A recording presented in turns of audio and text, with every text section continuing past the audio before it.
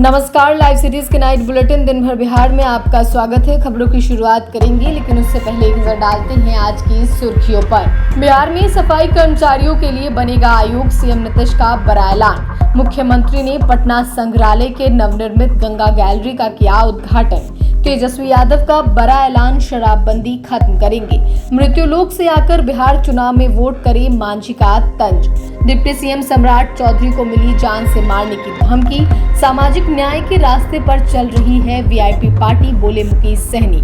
MLC या MLA Bihar विधानमंडल के सभी सदस्य कहे जाएंगे विधायक। तेजस्वी यादव के चुनाव बहिष्कार पर बीजेपी का पलटवार। 100 किलो गंगा जल लेकर बाबा धाम की ओर पैदल निकले 2 श्रद्धालु। बिहार के 18 जिलों में आंधी तूफान चलने के साथ होगी बारिश। अब खबरें विस्तार से।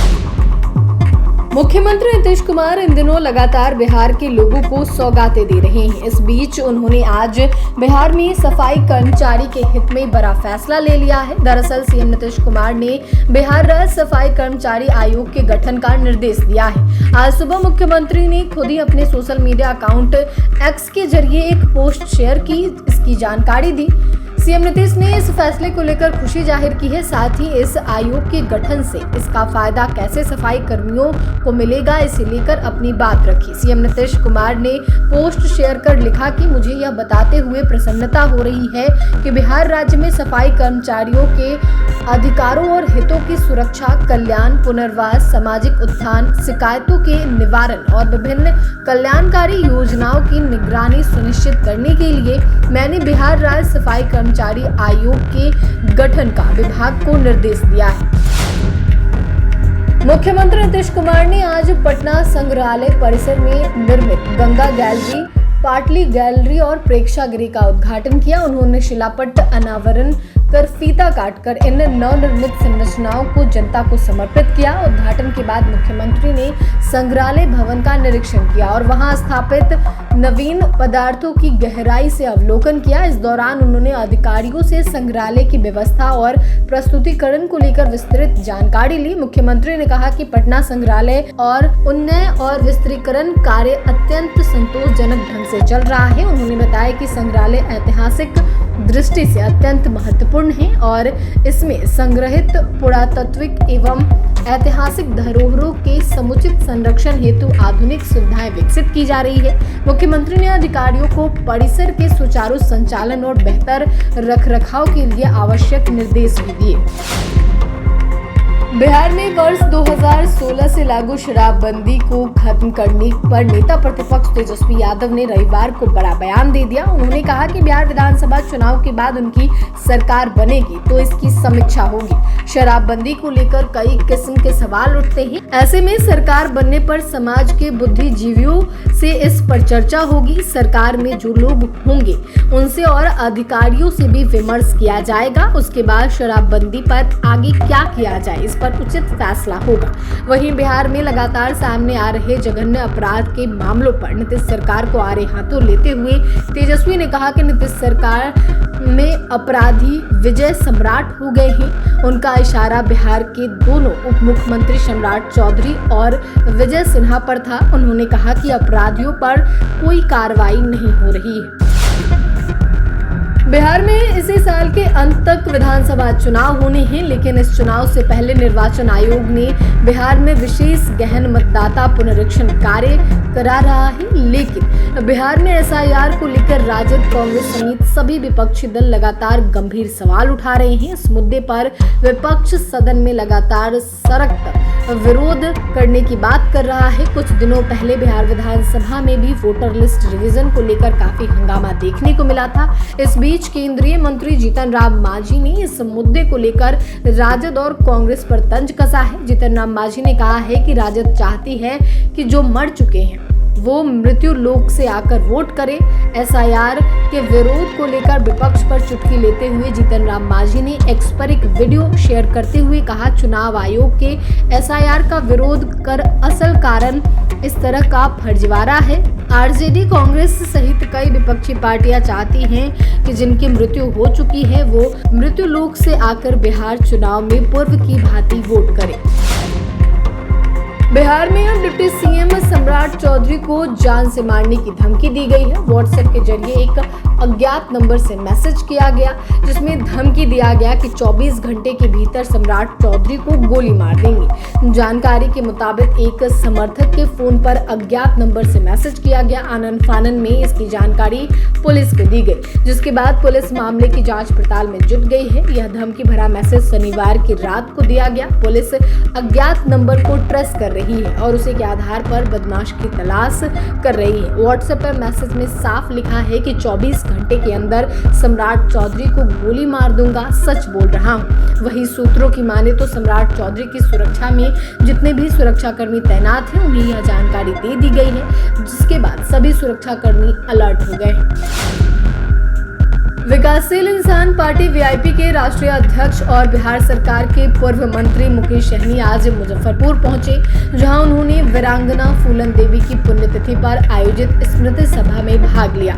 कार्यक्रम मुजफ्फरपुर क्लब परिसर में आयोजित किया गया था। इस अवसर पर मुकेश सहनी ने फूलन देवी की तस्वीर पर पुष्प अर्पित कर उन्हें श्रद्धांजलि दी। उन्होंने कहा कि वीरांगना फूलन देवी न सिर्फ एक नाम थी, बल्कि वे सामाजिक न्याय, संघर्ष और आत्मसम्मान की प्रतीक है। उनकी कहानी भारत के वंचित, दलित और पिछड़े समाज के हक और सम्मान की लड़ाई का जीवंत उदाहरण है। स्मृति सभा को संबोधित करते हुए सहनी ने कहा कि फूलन देवी निषाद, मल्लाह, बिंद, कश्यप और मांझी समाज की अस्मिता की प्रतीक थी। उन्होंने सांसद बनकर इन समाजों की आवाज को संसद तक पहुंचाया और सामाजिक न्याय की दिशा में ऐतिहासिक कदम उठाया। उन्होंने कहा कि वीआईपी पार्टी आज उन्हीं के पद चिन्हों पर चल रही है और समाज के हक की लड़ाई मजबूती से लड़ रही है। सहनी ने कहा कि हमारा उद्देश्य केवल सत्ता नहीं, सामाजिक बदलाव है। आज जरूरत है कि हम फूलन देवी की तरह संघर्ष करें और अपने हक के लिए खड़े हों।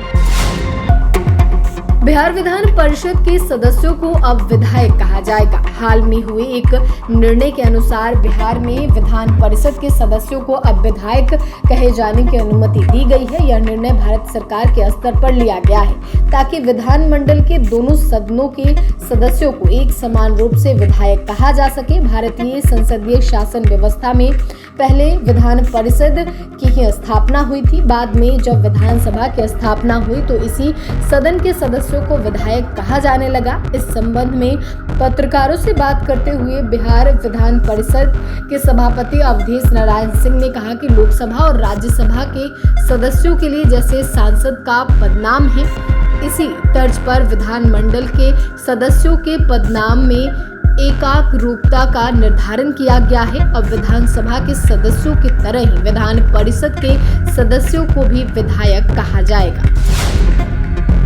पूर्व उप मुख्यमंत्री और कटिहार विधायक तारकिशोर प्रसाद ने विपक्ष के नेता तेजस्वी यादव पर बड़ा हमला बोला है। उन्होंने कहा है कि चुनाव से पहले हार की आशंका से बेचैन है तेजस्वी यादव, अब चुनाव बहिष्कार जैसी बातें कर रहे हैं। कटिहार में आयोजित भाजपा के विधानसभा स्तरीय कार्यशाला में बोलते हुए तारकिशोर प्रसाद ने कहा कि एसआईआर में जब रोहिंग्या और घुसपैठियों जैसे अवैध मतदाताओं के नाम मतदाता सूची से हटाए गए तो तेजस्वी यादव की बेचैनी साफ दिखने लगी। उन्होंने आरोप लगाया कि अब वोट बैंक की राजनीति करने वाले नेता लोकतंत्र की आड़ में हार की भूमिका तैयार कर रहे हैं। उन्होंने कहा कि भाजपा पूरी तरह चुनावी मोड में आ चुकी है और हर स्तर पर चुनावी तैयारियों को लेकर लगातार बैठकें हो रही हैं। तारकिशोर प्रसाद ने दावा किया कि बिहार में एनडीए मजबूती से आगे बढ़ रहा है और आगामी चुनाव में विपक्ष को करारी शिकस्त मिलेगी।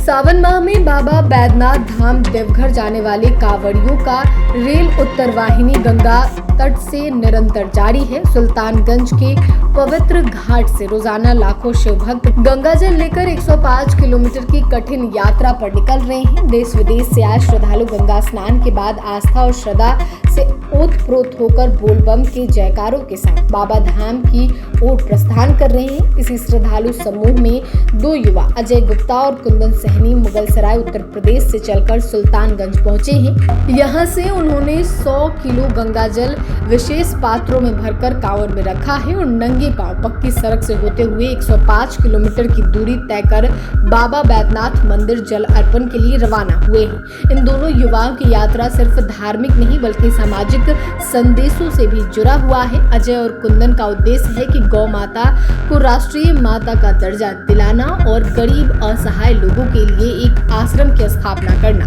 उनका कहना है कि यह कठिन यात्रा उन्होंने भोलेनाथ से इस मन्नत के साथ शुरू किया कि उनका संकल्प पूरा हो और समाज में सकारात्मक बदलाव आए।